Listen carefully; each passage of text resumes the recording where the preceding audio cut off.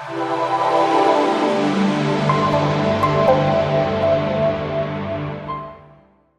going to ask Mitch my 3 favourite questions. Mitch, first off, what's your favourite book? I just finished reading a good book actually. It's by a guy called the Barefoot Investor. Oh, yep. And he basically put together his best tips for all you need financially, from some people who have big debts, how to handle that, to investing in either shares or property. And it was a really good read. I think I take interest in finance, and I learn a lot from it, and put it all together in a book where most people can read it and understand. You don't need to know, you don't have to be a professor of finance to sort of understand it. So I just finished reading that a couple of days ago, and it was a really good read. Wow, good one. Now, my next favourite question is, how do you, this is particularly for you as an Olympic swimmer, how do you either push through the pain during one of those intense sessions, or on a more personal note, how do you get out of, say, a funk in your life? If you're going through a bad time, you can answer either one, pain through session or just a bad spot. How do you get out of either one? I think I can do both in probably one.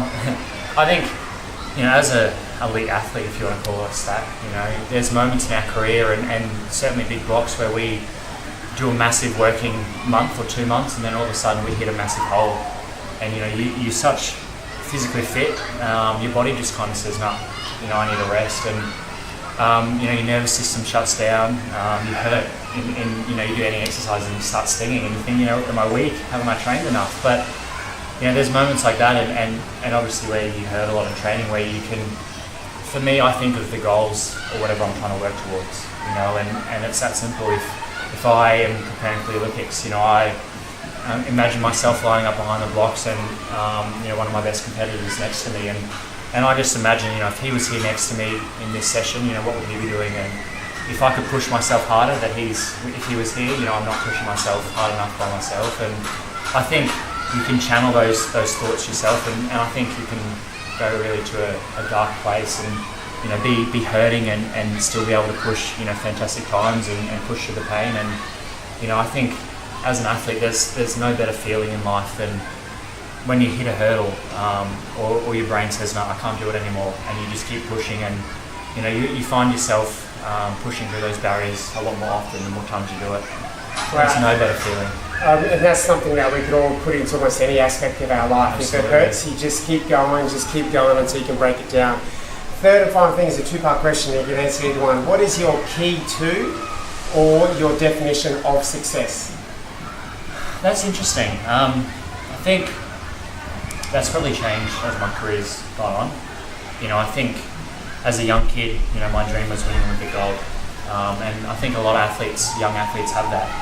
They see the Olympians, they see the gold medals, and they say, I want one of them. And I think, if I had been 10 or 12 at the time you asked me that, I probably would have said success is winning a gold. But in Rio, I sort of faced some big obstacles, nerves, pressure. I felt sick. I didn't want to race, and that's a feeling I've never had when it comes to my racing. It's something I love, something I get excited about. The pressure's always there, but you push through it and you accept it, and that sort of great moments happen when that pressure is there. And for me, I got a silver in Rio, and at the time, straight away I was disappointed. It's not what I wanted. I trained so hard, I worked so hard for that gold medal, and I just missed it, and I got silver. But looking back now, having those feelings, that pressure, that anxiety, that stress, it could have gone either way. I could have come fourth, I could have come fifth, and to sort of stand up against that and get silver, that's a moment I'm pretty proud of. And it wasn't until probably a couple of days later that I sort of realised that. But it's something that I'm pretty proud of, and I look at success differently now because of it. I think it's when you hit an obstacle, being able to push through it and surprise yourself is success, rather than, I guess, a gold medal. Yeah, and maybe that's a message that needs to be taken broader to kids in sport, and to just general health and fitness. You don't need to be that massive, ripped Arnold Schwarzenegger. That's what I grew up with, Arnold Schwarzenegger. If I didn't look like him, I wasn't fit or muscly. Yeah. Whereas now I'm 34, I'm a stay-at-home dad, I'm running a business. I don't have 5 hours a day. I've got 30 minutes, sometimes 10 minutes. So, and it's not about feeling good. And I guess, and we've all got to at times just have different goals and different perspectives of success as we grow. So, and there's always challenges, Fantastic. There's times, in the middle of the winter, 5 a.m. when the alarm goes off, and I go, I don't want to swim today. But you push through it and you tell yourself, no, you can swim. You're just going to show up to the pool and you're going to, work on your skills or just get slight improvements. And the more times you do that, the easier it becomes. Absolutely. It's fantastic. I'm so excited and I'm so humbled and I'm just so grateful to have my good buddy Mitch here, dual Olympian, Olympic medalist. I just don't even know what to say. Not only that, I've coached a lot of people now, dozens, and I've coached national sporting athletes, Olympic athletes. I've toured with all these different. One of the nicest guys I've ever met. I'm so proud to have him here. So Mitch, thank you. I hope you enjoy training with Mitch at home.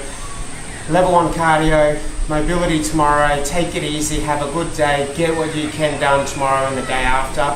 We'll be back soon with another Primal Phoenix. Thanks.